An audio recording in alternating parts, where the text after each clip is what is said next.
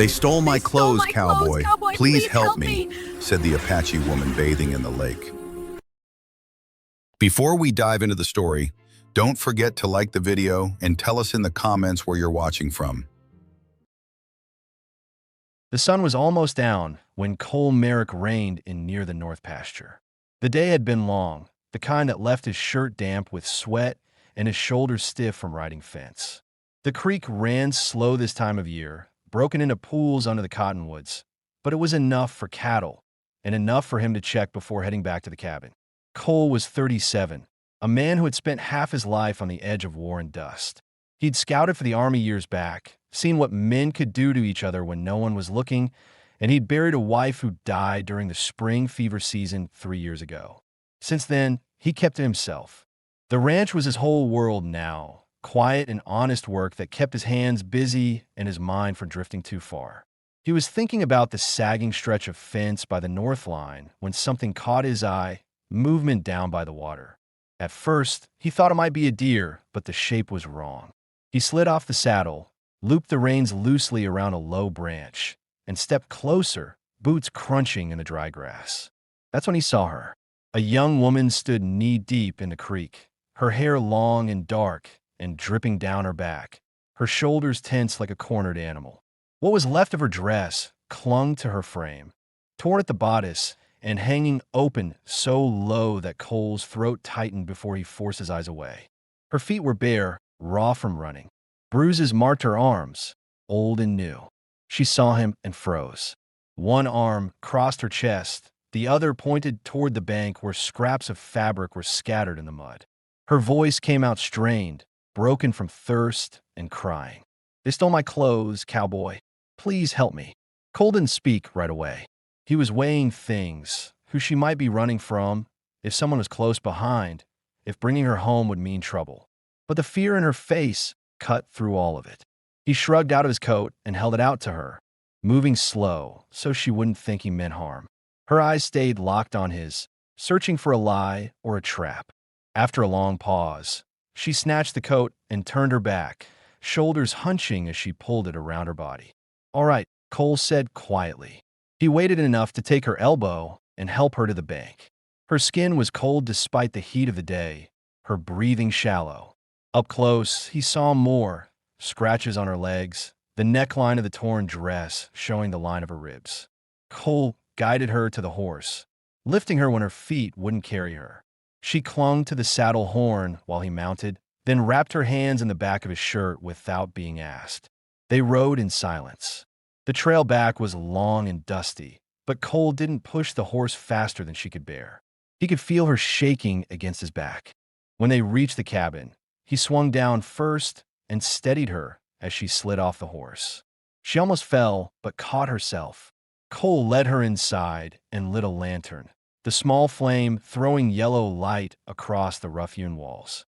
The cabin was plain, a table, 2 chairs, a narrow bed, and a stove with a stack of wood beside it. He'd kept it that way since his wife died. It was easier not to let the place feel like a home. "You can sit," he said, setting a folded blanket near the hearth.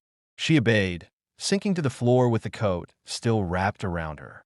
She was breathing fast, her eyes darting around the room like she expected someone else to burst in at any moment. Cole didn't press her with questions. Not yet. He built a fire, set water to boil, and then took out his small kit of needle and thread. The dress was torn nearly in half. He worked in silence, stitching it back together with rough, uneven lines but careful not to pull too tight. She watched him the whole time, studying the way his hands moved, like she was trying to decide if she could trust him. By the time he finished, the fire had warmed the cabin. She had stopped shaking, though her eyes were still wary. Cole sat back on his heels and met her gaze for the first time since they came inside. He didn't know her name, didn't know why she had been down at the creek or what kind of men had left her there. But she was alive and out of danger for the night, and that was enough.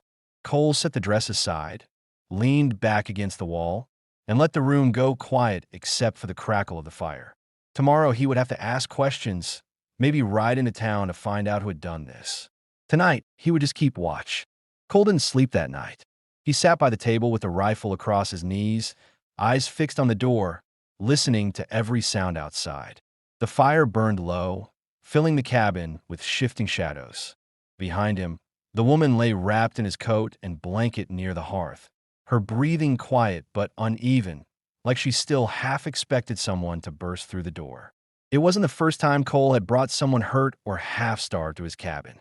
He had done it during the war years. Soldiers, scouts, even deserters when leaving them outside meant certain death. But this felt different. He didn't know her name or what trouble might follow her, and that was the part that kept him from closing his eyes. When the first light came through the gaps in the shutters, Cole stirred the fire back to life. The smell of smoke woke her. She sat up slowly, pulling the coat tighter around her body, her hair falling loose over her face. Cole set the coffee pot on the stove and waited until the water boiled before speaking. "There's a wash basin outside if you want it," he said. "No one around this time of morning." She hesitated, then nodded once. When she stood, the coat slid open just enough for Cole to see the deep red marks on her shoulder. Rope burns, maybe, before she pulled it closed again.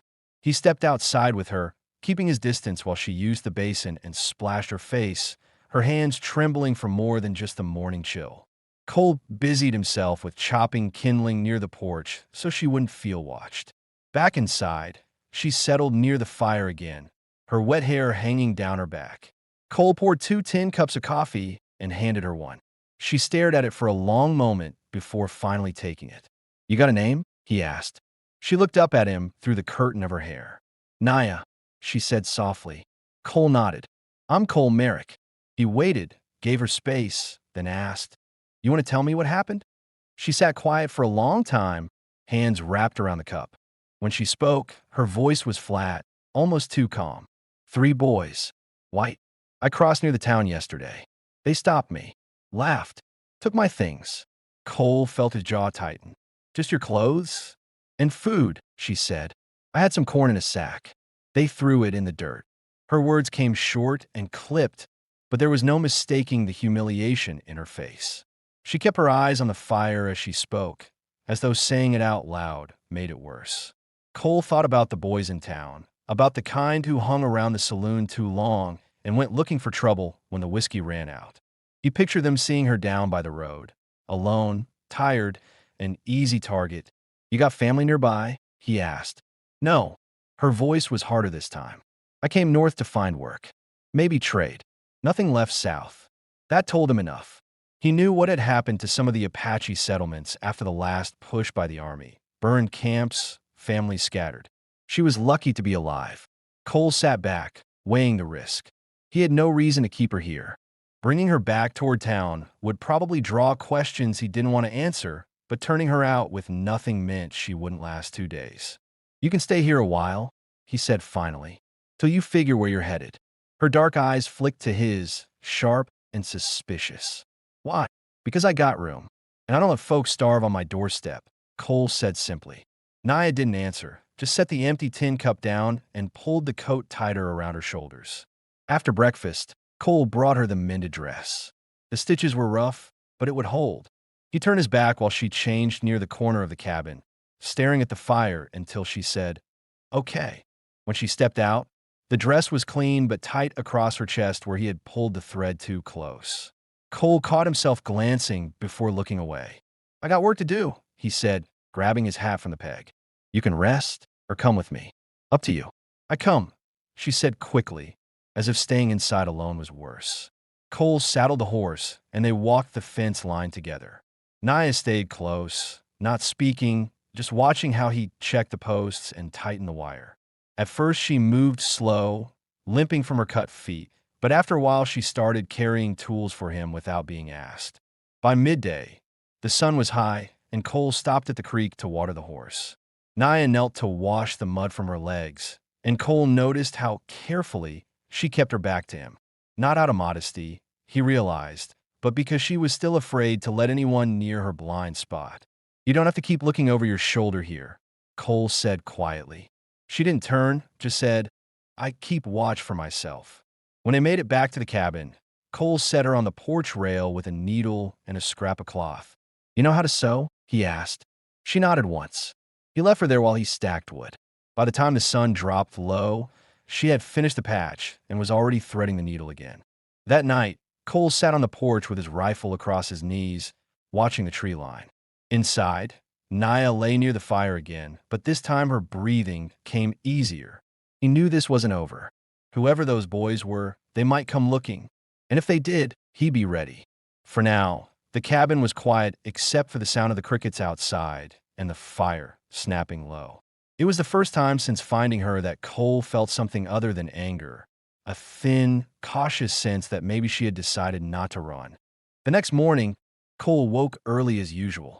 The sky was just starting to gray at the edges when he opened the door and stepped outside, the air cooler than the night before. The fire had burned down to embers, and he heard Naya stirring behind him, pulling the coat tighter around her shoulders as she sat up from her blanket. Cole set water to boil and handed her a plate with the last of the cornbread from the night before. She ate it slowly, glancing toward the door as if still expecting trouble. "You can stay inside today if you want," Cole said as he poured coffee. Naya shook her head. "I'll work," she said, her voice low but firm. Cole studied her for a moment, then nodded. He didn't want her pushing herself too hard. Her feet were still cut and sore, but he understood what she meant. Sitting inside all day would make her feel cornered, helpless. He handed her a pair of worn socks he'd dug out of a trunk and told her they'd make it easier to walk. She pulled them on without complaint, then stood near the door, waiting. They spent the morning hauling water from the creek to the trough near the corral. Naya worked quietly, carrying one bucket at a time, her shoulders stiff with effort. Cole noticed how determined she was, refusing to rest even when her arms began to shake. "You can sit a spell," he told her. She just shook her head and kept walking. By midday, they had the trough full, and Cole brought the horse in a drink. Naya stayed near the gate, watching carefully, her body tense when the animal moved too quickly. "You ever worked around stock before?" Cole asked. She shook her head. "Not horses. Goats. Chickens. You'll get used to him," Cole said, keeping his tone calm. "He won't hurt you." Naya nodded, but didn't move closer until Cole had finished brushing the horse down. After they ate a quiet meal back at the cabin, Cole went to the shed to grab tools. When he came out, Naya was sweeping the porch with a makeshift broom, her dark hair falling loose around her face. "You don't have to do that," Cole said. "I do," she replied simply and kept sweeping. Cole didn't argue. It wasn't about cleaning, it was about proving something, maybe to him, maybe to herself.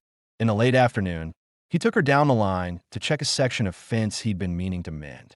As they worked, Cole kept watch on the horizon, his eyes tracing the distant road toward town.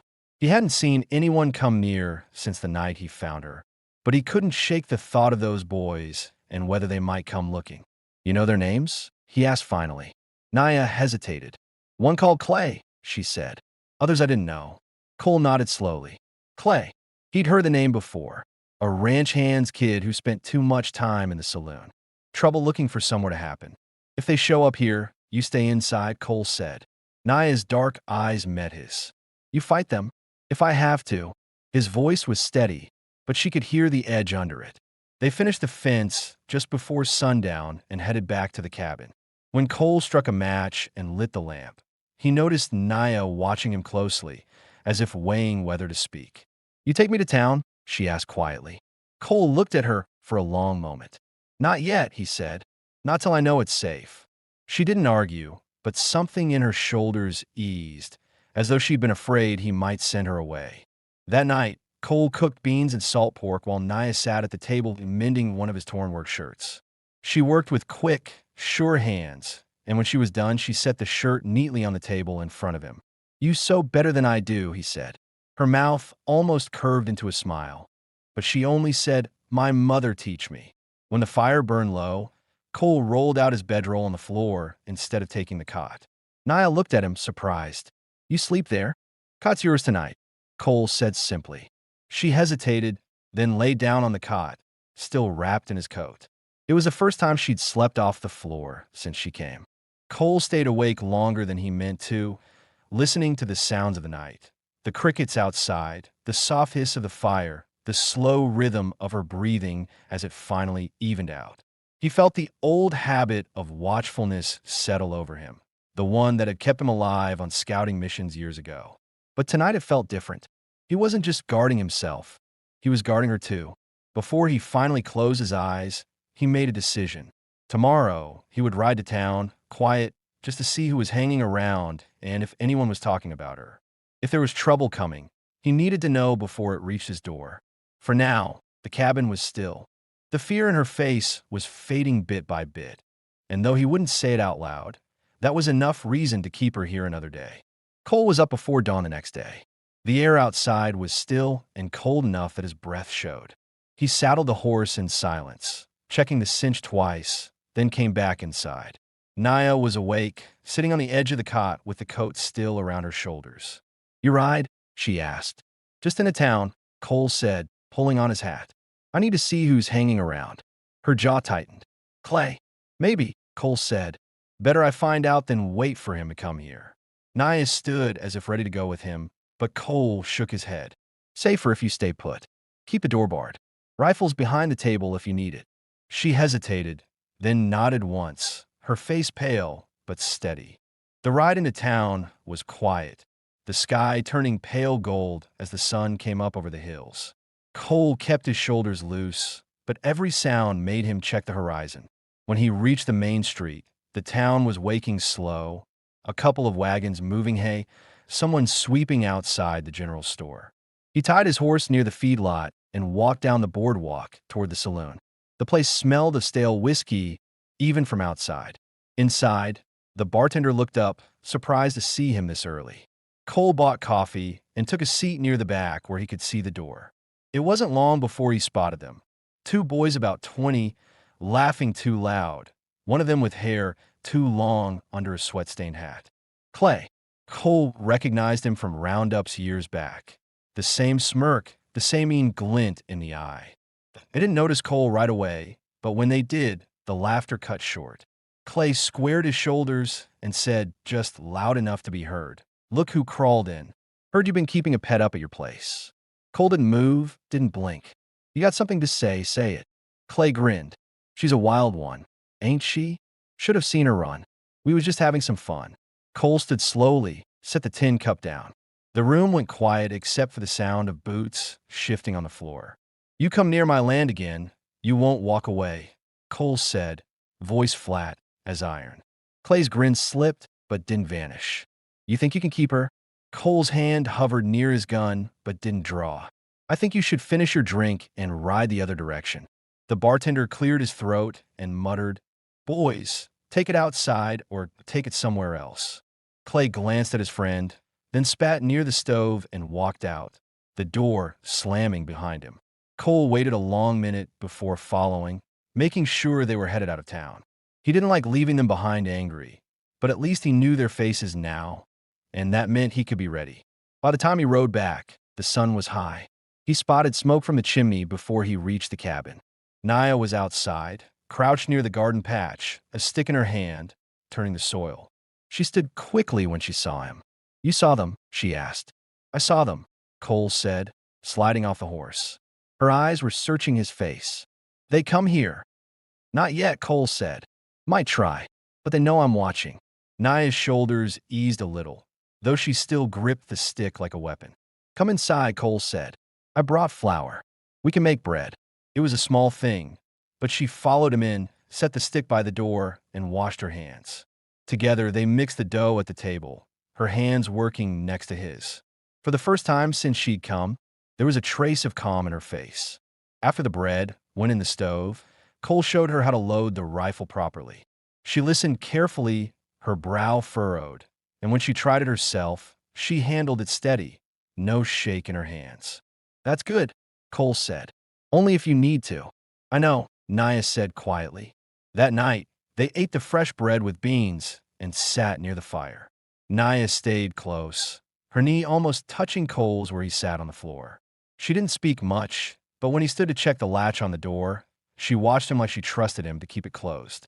Later, when Cole lay down on the floor roll, Naya stayed awake a while, staring into the fire. Then she rose, crossed the room, and spread her blanket on the floor closer to where he was. Cole glanced at her, but didn't speak. She didn't explain herself. The fire crackled, the wind picked up outside, but inside the cabin there was a stillness that hadn't been there before. The kind that meant she was no longer just a guest, but someone beginning to belong. Cole stared at the ceiling until sleep took him, one hand still near the rifle, the other near enough that if she reached out, she would touch it first. The wind shifted just after sundown, carrying with it a smell of wood smoke that wasn't from their fire. Cole noticed it first, standing out on the porch after supper with a lantern in one hand, listening to the night. The horses were restless in the corral, ears flicking toward the ridge. Inside, Naya was cleaning the table, her dark hair tied back with a strip of cloth. When Cole stepped back in, she saw his expression and went still. "What?" she asked. "Smoke," Cole said quietly. "Someone's camped near the north trail." Naya's face tightened. She glanced toward the rifle leaning near the door. "Them." "Could be," Cole said. "Could be just drovers passing through." He didn't believe that, and neither did she. Cole took the rifle and checked the chamber, then nodded toward the lamp. "Blow that out," he said.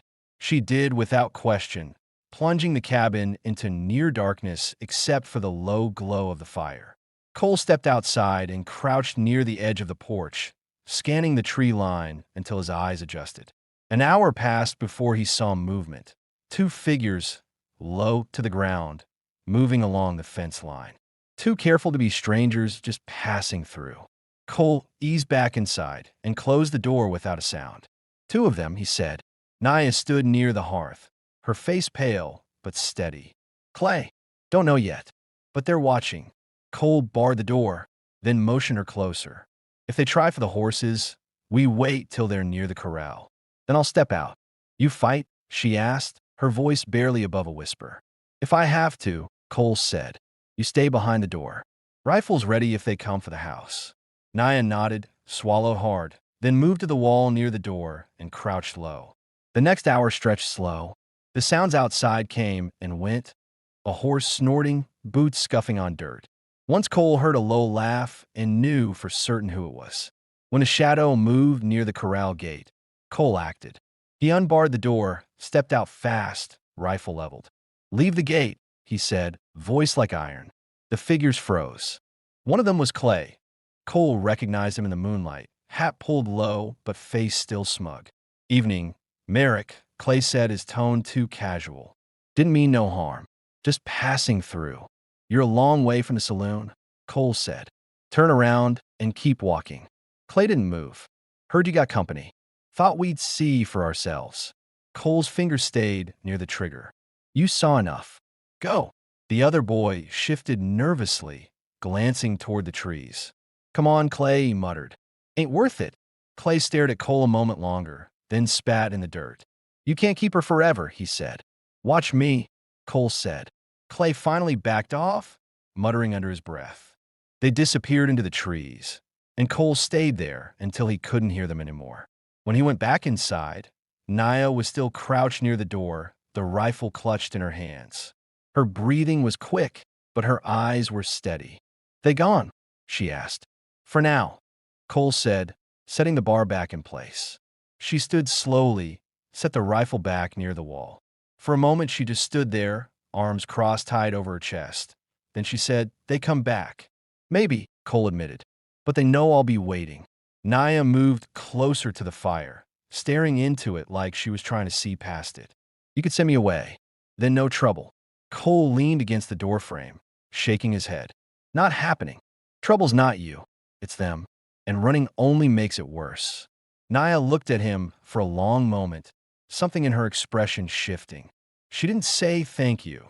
That wasn't her way, but she reached for the coat he'd given her the first night and pulled it around herself again, like she had that night by the creek. Cole saw the change in her. Fear was still there, but so was something steadier, trust, maybe, or the start of it. Neither of them slept much. Cole sat near the door with the rifle across his lap, and Naya stayed by the fire until it burned down to coals. When she finally lay down on the cot, she didn't wrap herself as tight in the blanket as before. At first light, Cole went out to check the corral. The horses were unharmed, but he found boot tracks in the soft dirt, proof they had been closer than he liked. He erased them with his heel before Naya came outside. They worked together that morning, hauling water, feeding stock. Naya didn't speak until they sat down to eat. "You not afraid?" she asked suddenly.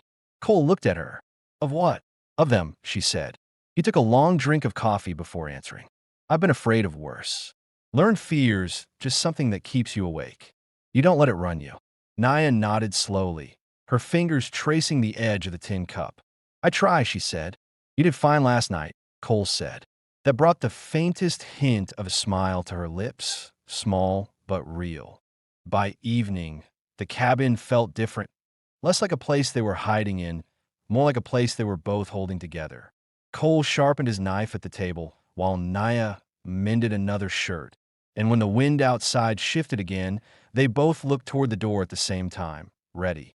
Whatever came next, they wouldn't face it as strangers anymore. The day after the men came, the air felt heavier, as if the whole place was holding its breath. Cole noticed it when he stepped out at dawn. The sky was flat and gray, no breeze in the cottonwoods. Even the horse moved slower, ears turning toward the ridge every few minutes. Inside the cabin, Naya was already awake, sitting cross-legged near the fire with the coat pulled around her.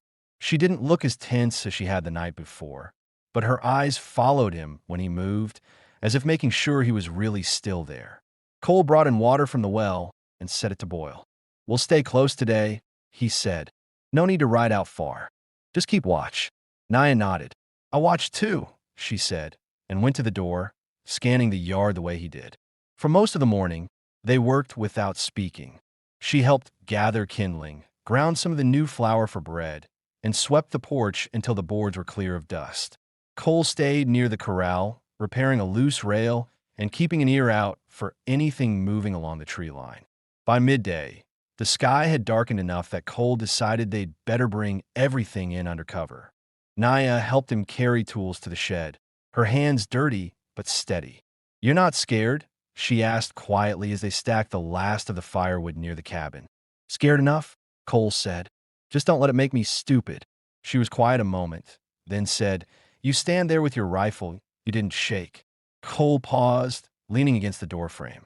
"I shook plenty on the inside," he admitted. That made her look at him differently, softer, almost relieved to know he wasn't made of stone. The rain started just before dark, light at first, and then steady. They stayed inside, the sound of water on the roof filling the room. Naya sat on the cot, brushing her wet hair with her fingers. Cole sat at the table, carving a new handle for the shovel with his knife. After a long time, Naya said, "You fought for me." Cole didn't look up. "You didn't need to see them take another thing from you." She was silent, and when he finally glanced at her, her eyes were shiny in the firelight. "You could have sent me away," she said. "I told you before," Cole said. "I don't leave folks to fend for themselves." Naya stood slowly and crossed the room.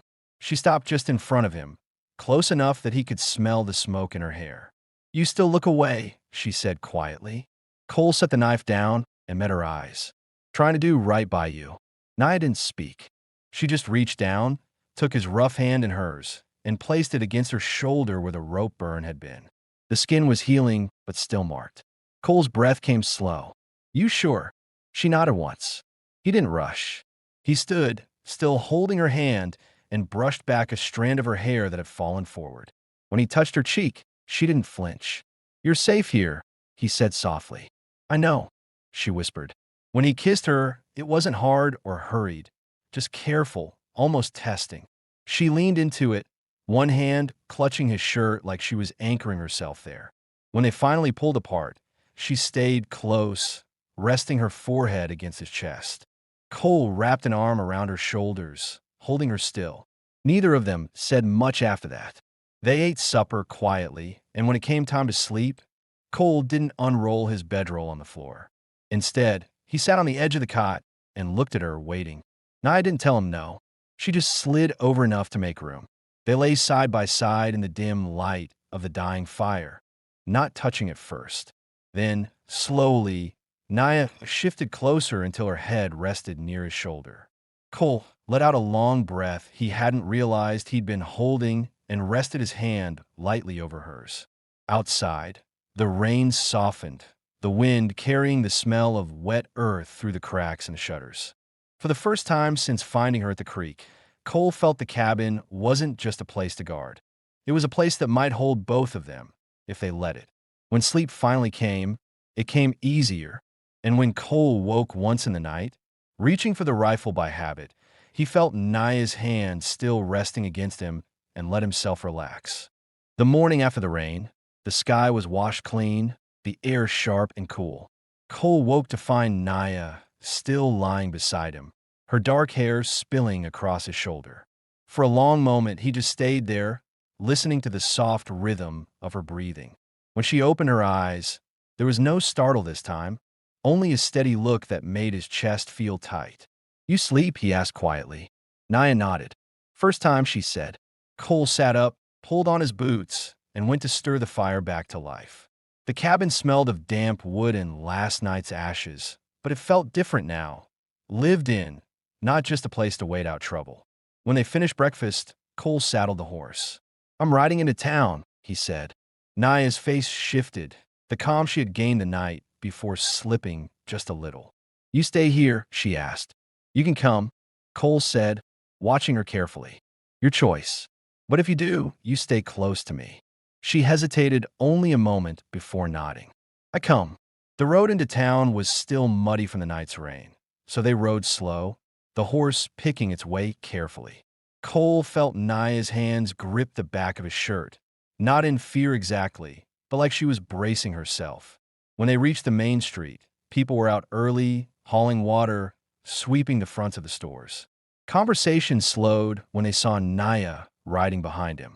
Cole felt the eyes on them, but he didn't turn his head. He tied the horse outside the general store and helped Naya down. She kept her chin high, shoulders squared, though Cole could see how tight her jaw was. Inside, the storekeeper looked up from behind the counter, eyebrows raising slightly when he saw who had come in. Cole nodded once. "Need flour, sugar, coffee, nails," Cole said. The man packed the order without comment, though his eyes flicked to Naya now and then. She stayed near Cole, her hands clasped in front of her, but when another customer came in, a man about Clay's age, she went rigid. Cole saw it. He stepped just enough to put himself between her and the door, his voice even. "You got a problem? You take it somewhere else." The man held up his hands. "No trouble, Merrick. Just shopping."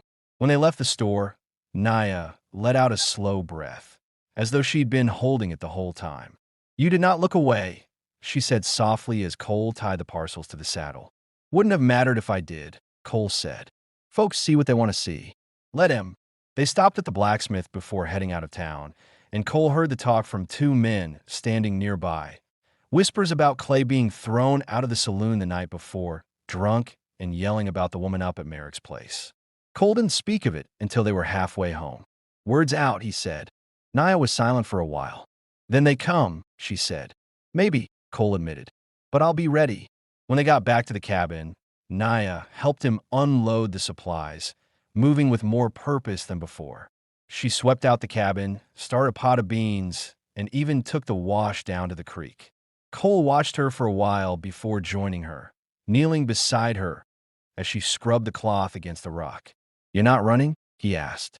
Naya looked at him, her eyes steady. "I ran before. No more." That night, they sat outside on the porch while the sky turned orange with sunset. Cole had his rifle across his lap, and Naya sat close enough that her shoulder brushed his arm. "They stare in town," she said finally.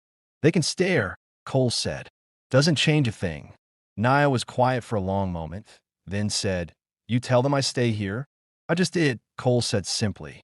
Naya turned her face toward him, and there was something almost like relief in her expression. She didn't smile, not fully, but her hand found his where it rested on his knee. Cole's fingers closed around hers. When they went inside, Naya moved to the cot without waiting for him to ask. Cole sat down beside her, and for the first time, she reached for him first, pulling him close. Later, after the fire burned down low, they lay side by side again, but there was no distance between them now. Cole's arm rested over her waist, and Naya's breathing was calm, no longer tight with fear. Outside, the night sounds returned, crickets, the distant howl of a coyote, But inside, the cabin was steady and warm. Whatever might come down the trail, they would face it together. The next 2 days passed with an uneasy quiet. Cole stayed close to the cabin, working the fence and keeping the rifle within reach. Naya worked beside him, hanging wash, cooking, even patching the garden beds, but the way her eyes cut toward the tree line told him she hadn't forgotten the night Clay came. It was near sundown on the third day when the sound of hooves broke the calm. Cole was stacking wood near the shed and froze, listening. Not one horse, 3. They were coming fast, the sound carrying sharp through the evening air. Naya, he called, his voice low but urgent. She was on the porch, already gripping the rifle he'd left near the door. Cole took it from her and checked the chamber before handing it back. "Stay inside," he said. "I stay by the door," she said, her jaw set. Cole didn't argue. He stepped off the porch and stood near the corral, rifle loose in his hands but ready. The riders came into view. Clay and 2 others, dust rising behind them. They slowed as they neared the cabin, stopping just far enough that Cole had to raise his voice to be heard. "You're trespassing," Cole called. Clay grinned from the saddle. "Easy, Merrick. We just came to talk." "Talk from the road," Cole said. Clay swung a leg over and dropped to the ground, taking a few steps closer. "You got no right keeping her up here like she's yours," he said. Cole felt his jaw tighten. "She's not yours either." The second rider spat in the dirt. "She don't belong here. You know it. She stays where she wants," Cole said. Clay's grin widened. "Does she? Or is she too scared to run?" Cole heard the floorboard creak behind him. Naya had stepped just inside the door. Her voice came steady, louder than he'd ever heard it. "I stay here," she said. Clay's grin faltered for a second. "Girl, you don't know what you're saying." "I know." Naya cut him off. "You take my clothes. You laugh. I not run again." The air went still. Clay's face hardened, and he took another step forward. That was enough. Cole raised the rifle, steady, sighting down the barrel. "Mount up," he said. Clay stared at him, weighing whether to push it. The other 2 were already backing toward their horses. "This ain't over," Clay said finally. "It is if you keep riding," Cole said. Clay spat once more, then swung into the saddle and wheeled his horse around. They rode off slow at first, then faster as they hit the trail. Cole stood there until the sound of hooves faded completely, then lowered the rifle. He turned back toward the cabin. Naya was still by the door, her hands tight around the rifle she held. "You all right?" Cole asked. She nodded, though her chest rose and fell fast. "They not stop." "No," Cole said, stepping closer, "but they know now. They know you got a place here." Naya's grip on the rifle loosened. She set it back near the wall, then stepped off the porch and came to him. Her hands were dirty from the doorframe, but she placed one flat against his chest. "You stand for me," she said. Cole nodded. Every time. Her fingers curled in the fabric of his shirt, pulling him closer. Cole didn't hesitate. He bent his head and kissed her, this time not careful but certain. She didn't flinch. She leaned into him, her hands gripping his back. When they finally stepped apart, the tension in her shoulders was gone. Inside the cabin that night, they sat close by the fire. Cole cleaned the rifle, set it within reach, then looked at Naya. "If they come again, we might have to go to the sheriff." "Make it official." Naya tilted her head. "Official means no one can touch you without paying for it," Cole said. She was quiet for a long moment, then nodded. "Then we go." Later, when they lay down on the cot, Naya didn't wait for him to reach for her. She pressed herself against him, her head under his chin, and let out a long, slow breath. Cole rested his hand against the curve of her back. For the first time since he'd found her, he let himself think past tomorrow, past the fence repairs, past watching the horizon for riders, and pictured a life where she was here because she chose to be, not because she had nowhere else to go. Outside, the night was quiet again, but it wasn't the fragile quiet of fear. It was the kind that came after a line had been drawn and held. The next morning, Cole saddled the horse before the sun was fully up. The air was cool, the sky pale, and the sound of boots on the porch brought Naya outside. "You go?" she asked, her voice calm but watchful. "Into town," Cole said. "Best we end this before it starts again." "You coming?" She hesitated for just a heartbeat, then nodded. I come. They rode in together, slower this time, not hiding. When they reached town, people turned to watch just like before, but Cole didn't look away. He tied the horse in front of the sheriff's office and helped Naya down, keeping his hand on her back as they walked inside. The sheriff, a man in his 50s with a tired face, looked up from his desk. Merrick, he said, then glanced at Naya. Heard some talk. You heard right, Cole said. 3 boys, Clay Jensen and 2 others, came to my place at night. Tried to spook my stock, threatened her. The sheriff leaned back in his chair, letting out a slow breath. Clay's been trouble before. I'll ride out, speak to his old man. Make sure it don't happen again. Talking's not enough, Cole said flatly. If they set foot on my place again, it won't be words next time. The sheriff studied him, then nodded. I'll make it clear. His gaze shifted to Naya. You want to press charges? Naya stood straighter. I want them stay away, she said. I want a man take my clothes, my food, my name. The sheriff nodded again, slower this time. Reckon we can make that happen. I'll put it down in writing. By the time they left, Cole could feel some of the tension ease from Naya's shoulders. Outside, she stood for a moment, looking down the street. The same men who had whispered the last time were there, watching. This time Naya didn't look away. On the ride home, she was quiet, but not in the same wary way as before. When they reached the cabin, she slid down from the saddle and turned to face him. You make it safe, she said simply. Cole untied the parcels from the saddle and set them on the porch. Safe's not just my job, he said. But yeah, it's safe now. That evening, Naya cooked stew while Cole mended a broken strap on the saddle. When they sat down to eat, the cabin felt warmer than it ever had, not just from the fire, but from the quiet understanding between them. After supper, Naya took out the comb Cole had bought for her weeks earlier and braided her hair carefully. When she was done, she turned to him. You give me this, she said, touching the comb. You fix my dress. You fight for me. Why? Cole set the strap aside and met her eyes. Because I want you here. Not because you need a place, because you choose it. Naya was silent for a moment, then nodded slowly. I choose, she said. She crossed the room, knelt in front of him, and took his hand. I stay. Cole's throat tightened, but he nodded. Then we make this home for good. Later, when the fire burned low, they sat on the porch together. The air was still, the stars sharp overhead. Cole's arm rested around her shoulders, and Naya leaned against him, her eyes half closed. They not come back, she said. No, Cole said. And if they do, they'll find we're ready. For a while they just sat there, the night quiet around them. Cole thought about the past weeks, the first night by the creek, the fear in her eyes, the bruises on her skin. All of that felt far away now, not gone, but changed into something that no longer owned her. When they finally went inside, Cole didn't bother with his bedroll on the floor. He lay beside her on the cot, the firelight soft across the room, and for the first time it felt less like shelter and more like a home built for two. The next morning, Cole went out to check the fence, and when he turned back, Naya was standing on the porch, her hair braided, the mended dress fitting clean and proud. She was holding a small bundle of seed he'd bought on her last trip, ready to plant. Cole smiled, the kind of smile he hadn't felt in years. Let's get to work, he said. They worked side by side that morning, hands in the soil, the sun coming up warm and bright.